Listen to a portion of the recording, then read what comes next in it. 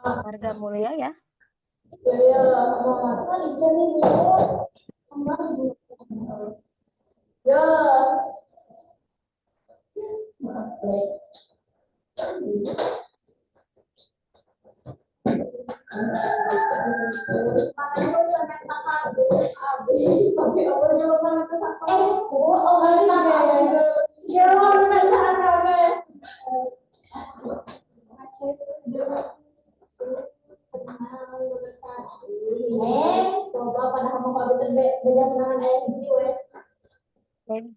Mau dimulai sekarang? Mulai aja ya. Sambil nunggu Marga Mulia kita mulai. Hari ini ada 2 materi.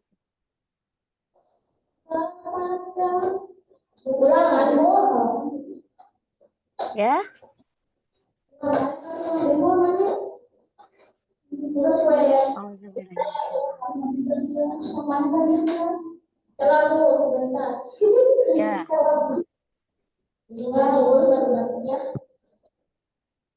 Ya. Bismillahirrahmanirrahim. Assalamualaikum warahmatullahi wabarakatuh.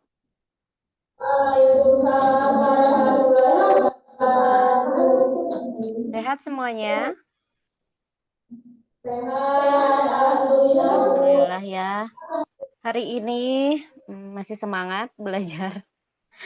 Mau ujian ya? Terlagi ujian nih. Hari ini Ibu akan memberikan sekaligus 2 materi ya. 2 materi aja. Nanti besok kita ada soal latihan. Udah pada buka Google Drive belum? Yang dari Ibu? Google Drive yang di grup? Nah, itu ada materi seni budaya ya. Kalian tinggal baca-baca aja itu. Karena itu cuman hafalan aja.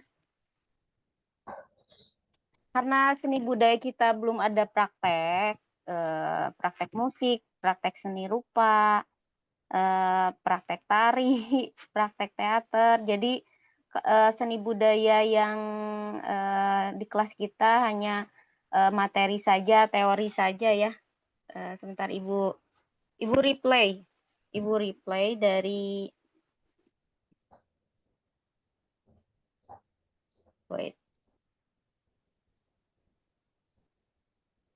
Google Drive-nya.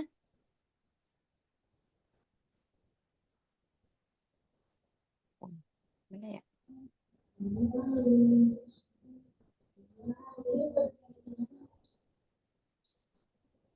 Nah, ini. Ibu salin ulang ya. Ini Google Drive-nya. Google Drive. Ini ada seni budaya dan literasi. Seni budaya dan literasi. Nah, ada dua materi di situ. Ada materi seni budaya dan literasi. Nanti bisa dibuka-buka untuk seni budaya. Bisa dibaca-baca, dihafalkan aja ya yang penting-pentingnya saja buat nanti bahan ujian. Karena memang tidak ada praktek, jadi kita teori saja di seni budaya. Sama juga sama kayak kemarin-kemarin kita soal latihan seni budaya ya yang awalnya yang pretest. Hari ini ada 2 materi, agak kebut ya. Yang pertama adalah materi, tidak usah dicatat juga nggak apa-apa, nanti Ibu kirim lagi ke Google Drive.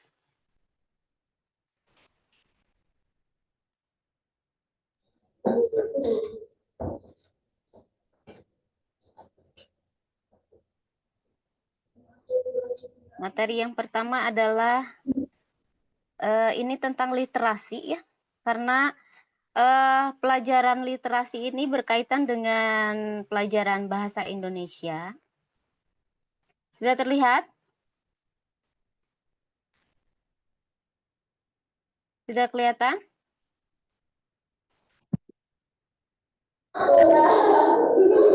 Kelihatan ya? Nah, ini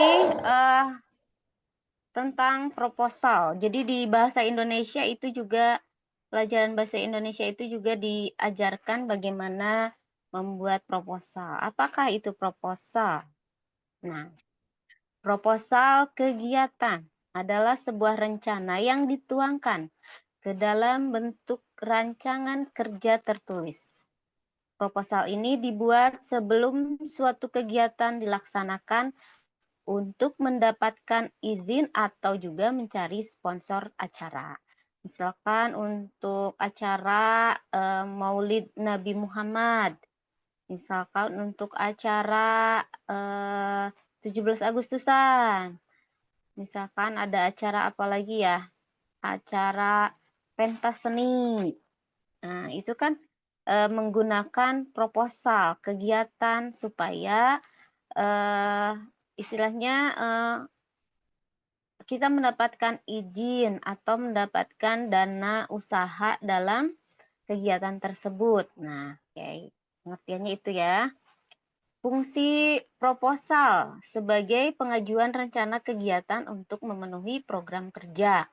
Betul, karena sebelum adanya program kerja kita merencanakan dulu ya, merencanakan sebuah kegiatan. Nah, rencananya itu adalah diajukan dengan menggunakan proposal. Yang keduanya adalah sebagai pengajuan permohonan dana kepada pihak sponsor. Betul, karena sebelum kita menuju program kerja kita membutuhkan dana keuangan ya untuk biaya operasional, maka digunakanlah proposal sebagai pengajuan. Yang ketiga adalah sebagai data manajemen dalam mengadakan acara atau kegiatan lainnya.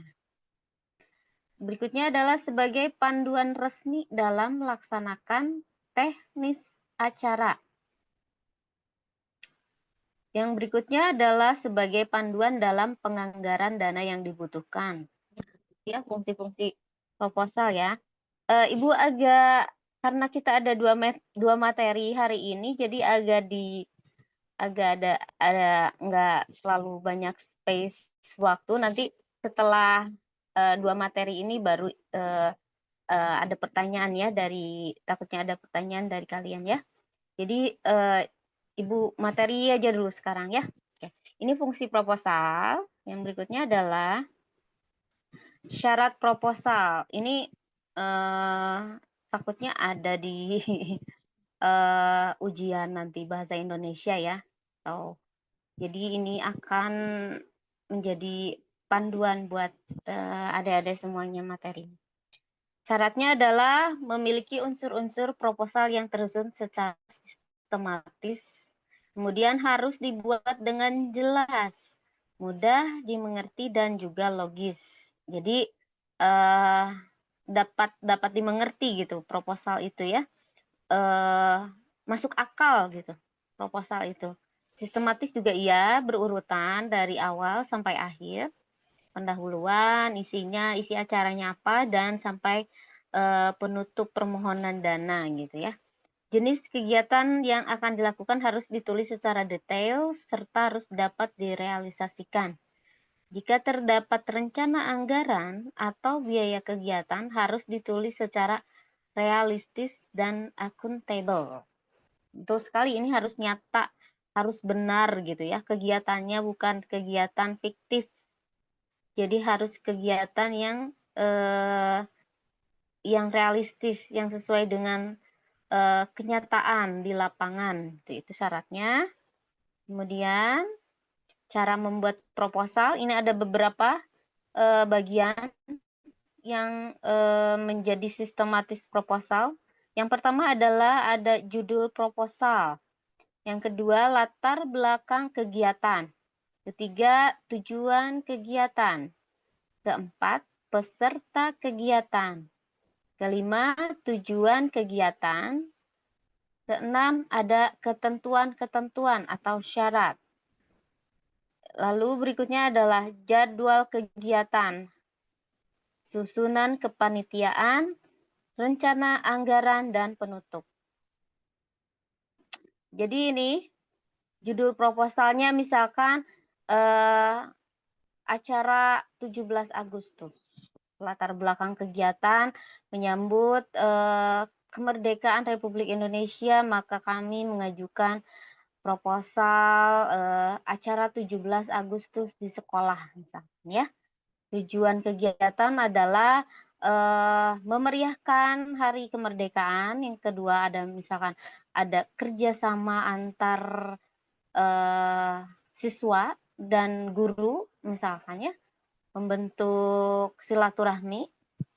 Peserta kegiatannya ada guru, ada, murid, bisa juga, orang tua murid misalkan ikut kegiatan tersebut. Tujuan kegiatan adalah tadi misalkan ini ada 2 kali ya tujuan kegiatan. Ini dihapus saja ya tujuan kegiatan yang berikutnya. Ketentuan-ketentuannya misalkan, eee, dilarang, membawa senjata tajam atau dilarang merokok misalkan di area nanti kegiatan gitu ya. Hal-hal itu ketentuan-ketentuan, syarat-syaratnya apa gitu ya. Misalkan, syarat-syarat itu ketentuan-ketentuan umum ya. Kalau misalkan dari kegiatannya itu misalkan, ketentuannya harus sekolah di Jatisari muridnya, pesertanya gitu ya, guru-gurunya juga, misal di situ ya ketentuannya. Ada jadwal kegiatannya misalkan tanggal 17 Agustus tahun 2026, tahun depan. Susunan kepanitiaan, ada misalkan tadi Kika sebagai ketua panitia, Ima sebagai bendahara, Tina sebagai sekretaris, dan panitia yang lainnya ada seksi acara, seksi publikasi, seksi dokumentasi, seksi keamanan misalkan siapa, seksi dana usaha siapa. Nah, itu ada beberapa susunan kepanitiaan. Dan juga ada rencana anggaran, biayanya untuk apa aja nanti untuk 17-an, misalkan untuk, snack, apa, untuk biaya hadiah, biaya operasional lainnya, biaya dekorasi gitu ya, dan penutup. Ini ada contohnya, agak ngebut ya, nggak apa-apa ya? Agak ngebut ya, nggak apa-apa ya. Sebenarnya pelajaran literasi ini juga pelajaran menghafal. Nah, ini contoh proposalnya ini. Nah, ini ya, misalkan nih, latar belakang nih, proposal kegiatan lomba peringatan HUT RI ke-77 tahun. Misalkan sebagai pemuda-pemudi Indonesia, kita harus bisa mengisi dan memperingati Hari Kemerdekaan Indonesia dengan kegiatan-kegiatan yang positif. Nah, ini misalkan latar belakangnya. Tujuannya, nah ini tujuannya meningkatkan kualitas berpikir siswa, membina persahabatan, kebersamaan, dan persatuan antar siswa, memupuk kedisiplinan, kreativitas. Nah, tema kegiatan misalkan mau ditambahin, temanya adalah perjuangan nasional. Nah, berikutnya ini ada peserta kegiatan. Peserta kegiatannya adalah lomba peringatan HUT RI adalah semua peserta didik, SMA Ruang Raya misalkan ya, atau SMK Jatisari dan Margamulya misalkan, digabungin ya untuk nanti misalkan lomba peringatannya pesertanya. Waktu dan pelaksanaan tanggal 17 Agustus. Nah, harinya ya, tanggalnya, waktunya jam 8 sampai jam 15 waktu Indonesia Barat. Tempatnya di SMA Ruang Raya Indonesia. Misalkan ini untuk contohnya aja ya. Ketentuannya harus mematuhi aturan umum. Yang tadi aturan umumnya apa sih? Yang tadi tidak boleh membawa senjata tajam, tidak boleh merokok, berpakaian rapi gitu ya. Hal-hal itu gitu ya. Setiap tim akan mengikuti babak kualifikasi misalkan ya. Ini mah contoh aja ya. Nah, jadwal kegiatannya ini aja. Tanggal 17 jam 8 sampai jam 10 perlombaan pidato. Jam 10 sampai jam 11.30 voli. 13 sampai 14 waktu Indonesia Barat terasi tumpeng gitu ya. Ini kegiatannya. Berikutnya adalah susunan panitia. Nah, harus ada susunan panitia di proposal itu ya. Siapa aja misalkan pembinanya, ketua pelaksananya, misalkan pembinanya adalah Pak Ulum, ketua pelaksananya Kika, wakil ketuanya siapa Desuryanti, misalkan koordinator acara, bendahara, sekretaris, tadi dokumentasi ya, bagian dana usahanya siapa, seksi keamanannya banyak pokoknya. Untuk susunan kepanitiaannya nanti.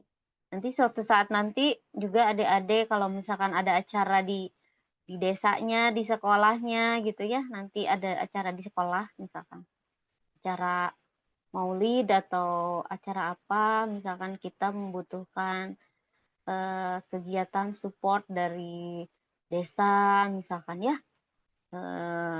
support secara spirit dan juga secara finansial misalkan kalian bisa belajar membuat proposal seperti ini nanti gitu. Nah, rencana anggarannya, penutupnya apa? Misalkan rencana anggaran untuk biaya operasional dekorasi berapa, misalkan untuk panggung berapa, dibudgetkan ya, dianggarkan. Itu cara membuat proposal. Agak cepet ya, Ibu ngobrolnya. Tapi nggak apa-apa ya, karena kemarin kan kita katanya bentar lagi ya kita akan ujian akhir semester. Jadi Ibu rasa ada beberapa materi yang mungkin belum Ibu sampaikan. Yang dua ini takutnya nanti akan keluar di bahan ujian nanti ya. Kalau untuk seni budaya kan bisa dibaca-baca di rumah ya. Oke, yang berikutnya yang berikutnya adalah materi satu lagi. Kita buka lagi satu materi lagi.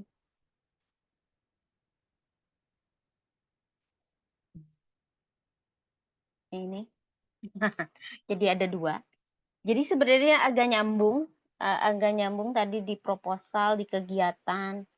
Misalkan nanti suatu saat nanti Kika menjadi ketua panitia. Nah, Kika ini harus ceramah di acara 17 Agustusan misalkan ya. Misal ini mah. Misalkan, aduh, ketua panitia harus membuat sambutan. Misalkan sambutan dari Bapak Kepala Desa. Nanti kita belajar menjadi MC ya. Menjadi MC. Nanti mungkin di praktek semester depan. Belajar menjadi MC. Nanti praktek-praktek untuk praktek-praktek kita mulai di semester depan berikutnya. Ini masih Ibu kasih teori materinya. Misalkan nanti Ibu akan menugaskan membuat acara ya. Nanti kalian bikin sendiri proposalnya, acaranya apa sih? Nanti ketua panitianya siapa? Nah, misalkan si ketua panitia ini akan diberikan waktu untuk menjadi penceramah atau menjadi memberikan sambutan. Ya, yang pertama misalkan sambutannya dari Bapak Kepala Desa, yang kedua dari Bapak RW atau Bapak RT, terus kemudian sambutan dari Bapak Ulum misalkan. Yang berikutnya adalah sambutan dari Ketua Panitia Kika misalkan atau Manarul, Sahrul gitu ya. Nah, apakah itu ceramah? Nah, ceramah itu bukan berarti harus di masjid juga ya. Karena ini ceramah yang dalam arti kata ini adalah ceramah dalam bentuk umum gitu. Ceramah itu bukan hanya di keagamaan saja ya. Kalau di keagamaan namanya khotbah. khotbah Jumat ya. Suka ada kan Jumatan, ada khotbah Jumat, terus misalkan kalau ada pengajian malam Jumat itu suka ada yang khotbah juga setelah yasinan misalkan. Nah itu khotbah ya. Nah kalau ceramah ini bersifat umum. Ceramah adalah penyampaian pesan, informasi, atau pengetahuan oleh orang yang kompeten di bidangnya. Ceramah disampaikan secara umum dan biasanya melibatkan banyak orang. Nah, misalkan acara tadi ya, acara 17-an yang ceramahnya misalkan Sahrul atau Manarul tadi. Beda hal dengan pidato. Pidato juga memang hampir sama dengan ceramah, tapi isinya eee, isi yang disampaikan cenderung bersifat persuasif atau ajakan, merangkul dan berisi ajakan loh, atau dorongan kepada khalayak untuk berbuat sesuatu. Kayak pidato itu kayak, "Mari kita, membuang sampah," gitu, "pada tempatnya." Nah, di situ ada sebuah pidato dulu. Pendahuluannya, latar belakang kenapa kita harus membuang sampah pada tempatnya dan dilarang membuang sampah sembarangan. Itu persuasif, mengajak mengajak, mempromosi gitu mempromosi gitu. Sementara kalau khotbah tadi, khotbah itu ada yang khotbah Jumat, maka disebut khotbah Jumat adalah pembicaraan yang berisi penyampaian pengetahuan keagamaan atau praktek beribadah yang berkaitan dengan ajakan memperkuat keimanan. Nah, itu khotbah. Jadi ada ceramah, ada pidato, ada khotbah ya, ada tiga, tiga pengertian. Untuk ceramah ini bersifatnya umum tadi di semua apa? Di semua acara, di semua kegiatan, di semua momen itu bisa ceramah ya. Pidato itu misalkan ada persuasifnya, ada ajakannya. Sebenarnya dari ketiga ini memang ada pesan moral sebenarnya dari ceramah, pidato, khotbah, apalagi ya, itu ada beberapa pesan moral sebenarnya. Sebenarnya juga sama-sama menjadi persuasif, mengajak, mendorong, jadi memotivasi gitu kan ya. Khotbah apalagi khotbah lebih mengkerucut lagi karena pembicaraannya atau penyampaiannya bersifat, religi, keagamaan gitu, ibadah, kan ya, ada 3 unsur ceramah, ada penceramah, pendengar ceramah tentu saja, ada ket ad ada 3, ada materi ceramah, 4 metode ceramah, kelima ada media ceramah. Ada 5 ya, 5 unsur ceramah. Nah, metode ceramah itu ada 4 metode ceramah. Ada impromptu, yaitu metode ceramah tanpa persiapan atau dilakukan secara spontan. Jadi langsung gitu. Mungkin udah jago kali ya orang yang langsung disuruh ceramah langsung spontanitas ke panggung misalkan tiba-tiba dipanggil, "Pak Ulum silahkan, berceramah."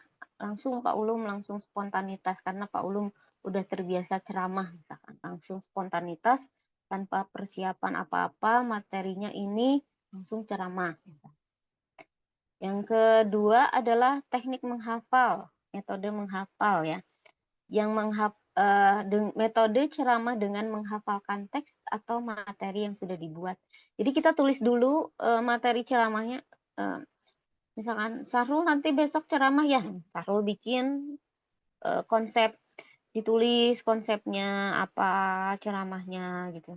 Terus, Sahrul ngafalin. Nah, itu kan sudah dibuatkan rencana ya bahwa Sahrul akan ceramah besok di acara ini. Berikutnya adalah membaca naskah, yaitu melakukan ceramah dengan membaca naskah lengkap. Karena tidak hafal, jadi membaca. Ceramahnya dibaca. Banyak hal yang dilakukan eh, saya lihat di kantor-kantor DPR, MPR, mereka masih membaca naskah ya, dalam melakukan, eee, sambutan atau ceramahnya masih masih masih membaca naskah. Saya juga mengira bahwa Bapak Presiden juga saya lihat masih membaca naskah karena harus ada draft pidato Bapak Presiden gitu kan. Bapak Presiden juga punya draft pidatonya gitu ya. Yang keempat adalah metode ekstemporan, yaitu menuliskan kata kunci atau poin-poin penting materi sebagai catatan pengingat. Ya, ekstemporan itu kayak misalkan poin pentingnya adalah Maulid Nabi Muhammad. Nah, poin keduanya adalah memperkuat keimanan dan ketakwaan. Misalkannya berikutnya adalah bagaimana caranya di lingkungan ini kita meningkatkan rasa persaudaraan, kebersamaan, eh, seperti yang Rasulullah Shallallahu Alaihi Wasallam ajarkan kepada kita, misalkan gitu. Agak belibet ya, maaf. Jadi itu adalah ekstemporan gitu. Jadi ada beberapa poin-poin penting yang kita tulis dalam ceramah. Berikutnya adalah ciri teks ceramah. Nah, ini menggunakan kata sapaan. Misalkan, Assalamualaikum warahmatullahi wabarakatuh. Apa kabar semuanya para pendengar, misalkan, apa kabar semuanya semua siswa SMK Jatisari gitu kan. Itu ada kata sapaan. Nah, keduanya adalah menggunakan kalimat deklaratif dan imperatif. Deklaratifnya adalah ringkas dan jelas serta tujuannya adalah menjelaskan sesuatu kepada seseorang. Sementara imperatif adalah kalimat yang ditujukan untuk memerintahkan sesuatu kepada orang lain. Udah jelas ya kalau deklaratif itu tadi misalkan dilarang membuang sampah sembarangan gitu ya. Ringkas gitu. Kalimatnya adalah Bapak-bapak, ibu-ibu yang terhormat misalkan. Semua para siswa SMK Jatisari yang terkasih gitu. Saya kali ini memberikan ceramah tentang bagaimana kita menjaga kebersihan lingkungan sekolah. Nah, maka dari itu, nah langsung memerintah imperatifnya keluar kalimatnya. Maka dari itu, janganlah kalian membuang sampah sembarangan. Gitu. Ada kalimat yang mengajak, memerintah gitu bahwa kamu jangan membuang sampah sembarangan. Nah, itu ada kalimat memerintah gitu ya. Menggunakan kalimat simple dan kompleks gitu. Ya, sama aja sih sebenarnya. Menggunakan kalimat simple dan kompleks itu sama dengan deklaratif dan imperatif ya. Nah, kaidah bahasa ceramah. Satu, menggunakan kata ganti orang. Misalkan saya, Anda, mereka, kita, kami, kalian. Jadi tidak ada menyebutkan nama seseorang di sini. Misalkan terselip nama nama Lina gitu ya, tapi Anda, mereka, jadi diganti ya, karena ini lebih bersifat umum. Kalau ceramah umum ya, tidak kalian jangan membuang sampah sembarangan ya. Misalkan ada yang bilang, Vina jangan buang sampah sembarangan ya. Nah itu tidak ada nama Vina di situ, diganti dengan kalian misalkan. Kalian jangan membuang sampah sembarangan. Itu diganti ya dari nama menjadi kata ganti orang. Nah, ini kata ganti orangnya ada saya, Anda, mereka, kita, kami, kalian. Berikutnya adalah terdapat kata teknis atau istilah. Ini bagaimana isi ceramahnya ya? Isi ceramahnya apakah misalkan ada istilah banyak istilah, misalkan tadi 17 Agustus dalam memperingati hari kemerdekaan Republik Indonesia. Dalam hal ini kita harus menjaga solidaritas. Nah, ini solidaritas juga istilah solidaritas. Sama dengan itu juga kata solidaritas itu sama dengan kebersamaan, kekeluargaan, ya. Solidaritas. Kemudian menggunakan konjungsi kausalitas sebab akibat. Ada sebab, ada akibatnya. Kenapa di ceramah itu misalkan tadi ya, membuang sampah sembarangan gitu. Berarti kan ada sebabnya kenapa kita harus menjaga kebersihan. Karena sebab penyebabnya adalah kebanjiran misalkan. Banjir dan selokannya tersumbat gitu kan. Hal-hal itu ya menjadi penyebabnya, akibatnya adalah banjir. Terdapat yang berikutnya adalah terdapat verba mental. Jadi kata kerja yang melibatkan perasaan atau respon. Yang tadi aja sebenarnya responnya adalah ya tadi ya, kalian jangan membuang sampah sembarangan. Itu menjadi sebuah verbal yang terrespon gitu, bahwa jangan membuang sampah sembarangan. Jangan membuang sampah sembarangan. Itu kan menjadi sebuah penekanan untuk kita gitu. Kenapa kita tidak boleh membuang sampah sembarangan? Karena itu akibatnya adalah misalkan tadi selokannya tersumbat. Jadi ada hal-hal yang kita sampaikan menjadi beban emosional gitu ke pendengar, itu ada ceramah itu ya seperti itu. Yang berikutnya adalah menggunakan kata persuasif yang mengajak, membujuk gitu. Maka dari itu kita akan gotong royong bersih-bersih sekolah di akhir pekan ini gitu. Misalkan di hari Sabtu kita akan bersih-bersih sekolah, selokan dibersihkan gitu ya. Sampah-sampah dedaunan yang jatuh kita kumpulkan, kita misalkan biasanya dibakar ya kalau daun-daunnya itu. Atau nanti ada seseorang yang akan nanti akan dibuatkan benda daur ulang misalkan dari daun-daunannya itu, misalkan dibuat kreasi atau karya seni gitu ya, hal-hal itu ya. Jadi ada ajakan dan rujukan.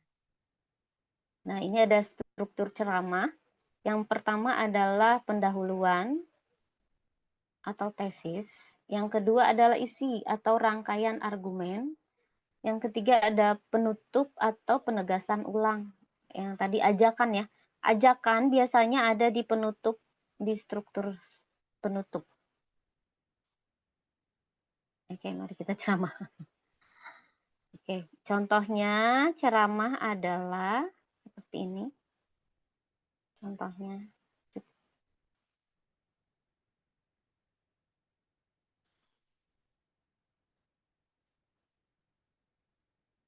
Nah, ini.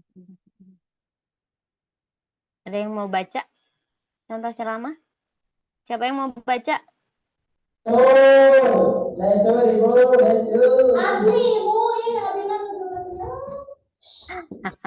Siapa? Cowok lah pengen denger lah contoh ceramah. Ini kita coba ceramah.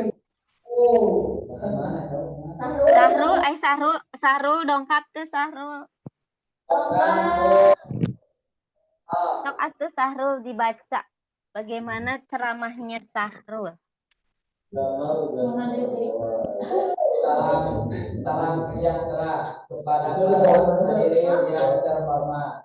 Hari ini kita akan berbicara tentang dua hal yang sangat penting dalam kehidupan kita dan masyarakat kita, yaitu perdamaian dan toleransi. Perdamaian adalah salah satu aspek terpenting dalam menjaga kesejahteraan masyarakat. Ia adalah Fondasi dari semua pembangunan dan kemajuan yang kita nikmati. Tanpa perdamaian, kehidupan kita akan terhenti dalam ketidakpastian dan konflik. Tetapi untuk mencapai perdamaian, kita perlu memahami bahwa kita dalam masyarakat yang beragam. Masyarakat kita memiliki perbedaan dalam keyakinan, budaya, dan latar belakang. Ialah mengapa toleransi sangat penting.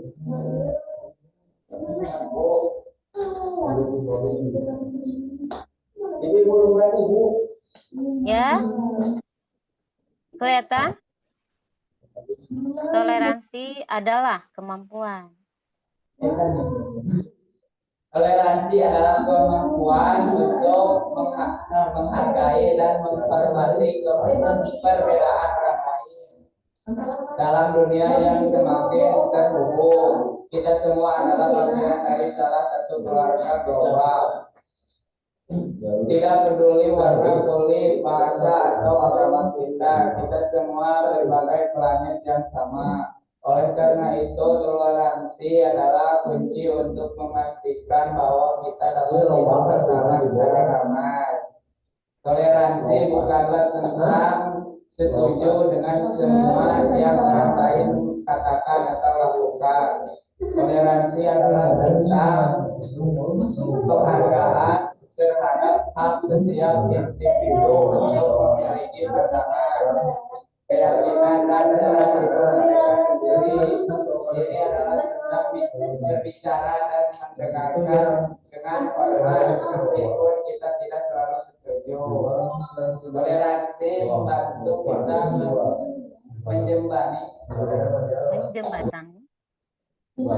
menjembaninya, Bu.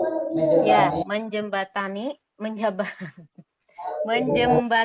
jembatan ini nih sebenarnya katanya. Jadi ditambah menjembatani. Kesenjangan dan membangun hubungan yang lebih kuat. Ketika kita memahami dan menerima perbedaan, kita menciptakan masyarakat yang lebih inklusif dan harmonis. Kami membangun dasar untuk perdamaian. Mari kita semua berkomitmen untuk menjaga perdamaian dan mendorong toleransi dalam kehidupan kita sehari-hari. Mari kita belajar dari satu sama lain, menjembatani dan membangun dunia yang lebih damai dan harmonis bagi generasi datang. Dengan melakukan ini bersama-sama kita dapat memastikan bahwa perdamaian dan toleransi bukan hanya kata-kata kosong, tetapi prinsip yang mendalam yang membimbing tindakan kita setiap hari. Terima kasih atas perhatian Anda, dan mari kita bersama-sama menjadikan dunia kita tempat yang baik, lebih baik untuk semua orang. Terima kasih. Wassalam. Sama-sama. Salam. Waalaikumsalam. Nah ini ya contoh dari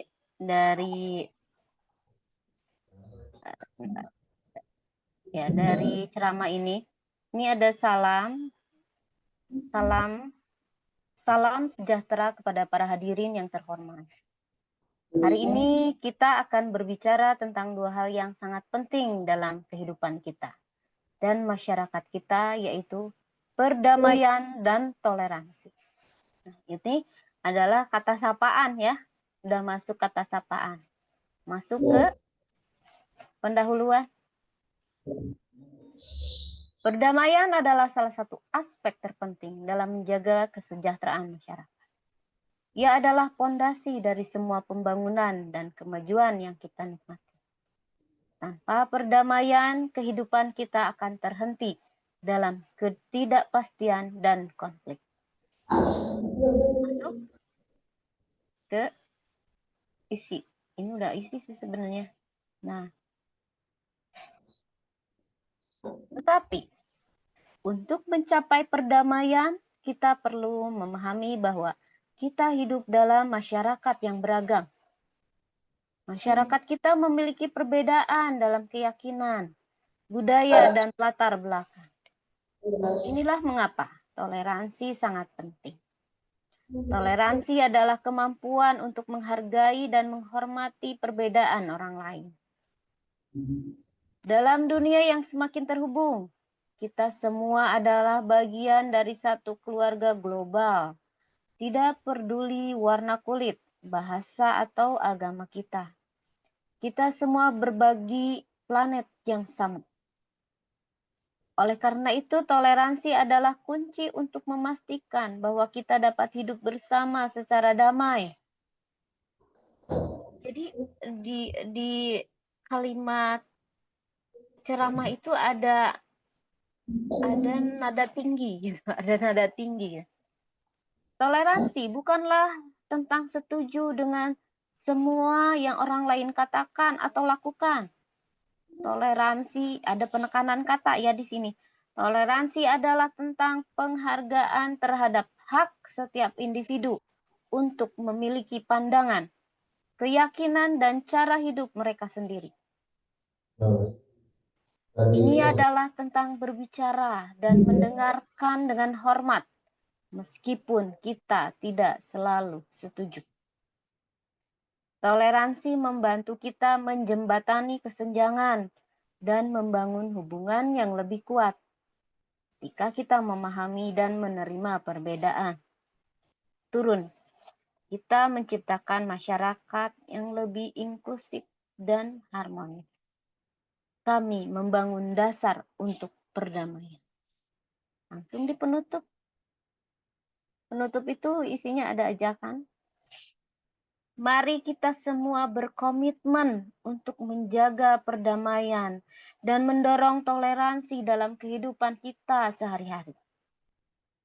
Mari kita belajar dari satu sama lain, menjembatani kesenjangan dan membangun dunia yang lebih damai dan harmonis bagi generasi mendatang.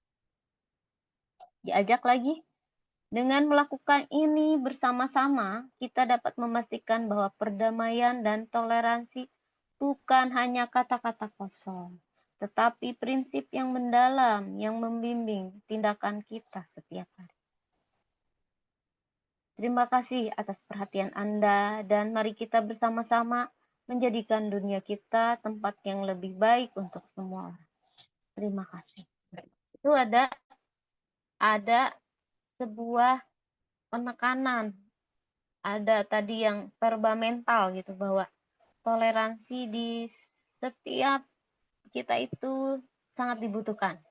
Lingkungan rumah misalkan, lingkungan sekolah, lingkungan masyarakat, apalagi karena kita berbeda-beda, misalkan suku, ras, agama gitu kan.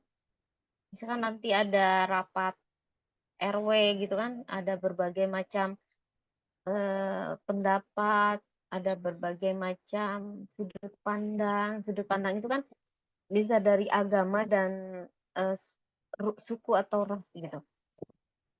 Jadi toleransi itu sangat penting adanya di dalam semua lingkungan. Itu contohnya ya, contohnya. Jadi ada penekanan verba mentalnya gitu, bahwa drama itu bisa membangun setiap orang untuk menyadari akan setiap hal yang dilakukan. Ya, misalkan tadi dalam lingkup sekolah kita menjaga kebersihan gitu ya, menjaga persahabatan, hal-hal itu ya sudah dapat dipahami. Ada tiga siapa ini? Oh, parah, maaf. Hari ini Marga Mulia tidak hadir ya, kenapa ya? Apakah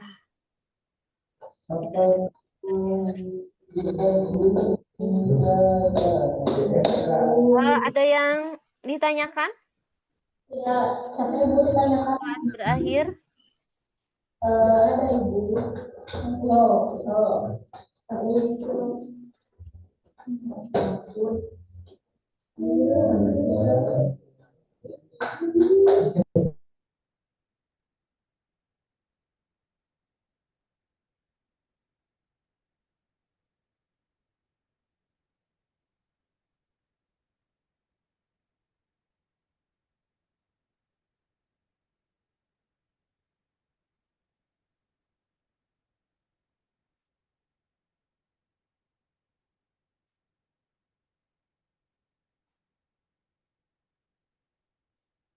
Ada yang ditanyakan atau nanti pertanyaan?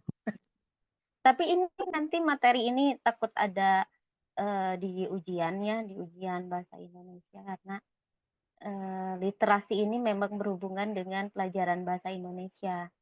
Nanti tinggal besok kita latihan soal ya, latihan soal literasi dan seni budaya. Mulai lihat buku, boleh lihat buku.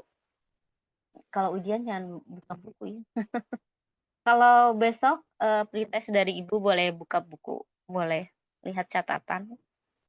Makanya sebenarnya ketika Ibu kasih materi yang di slide itu di presentasi juga sebenarnya nanti ditulis juga di rumah, nanti sambil ditulis-tulis, sambil di apa namanya, dibaca-baca lagi, dihafalin lagi ya. Ini Ya, Bu. ya nanti kan buat bahan ujian kayak begitu. Oke, bisa dipahami.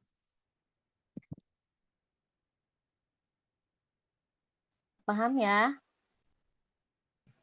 Paham, Bu. Ya, alhamdulillah. Karena ini Pak Rahmat sudah hadir di kelas matematika, maka Ibu akhiri materi literasi ini dengan alhamdulillah. Alhamdulillahirabbil alamin. Hari ini memang agak ngebut ya materinya ya. Maafkan, agak belibet juga tadi menjelaskannya karena memang Ibu mengejar dua materi ini yang memang belum tersampaikannya karena besok harus ada pretest soal latihan ya. Oke. Terima kasih, tetap semangat. Sayo dan Bate semangat terus ya. Ya semangat. Assalamualaikum warahmatullahi wabarakatuh. Sayonara. Ya, annyeong. Mana?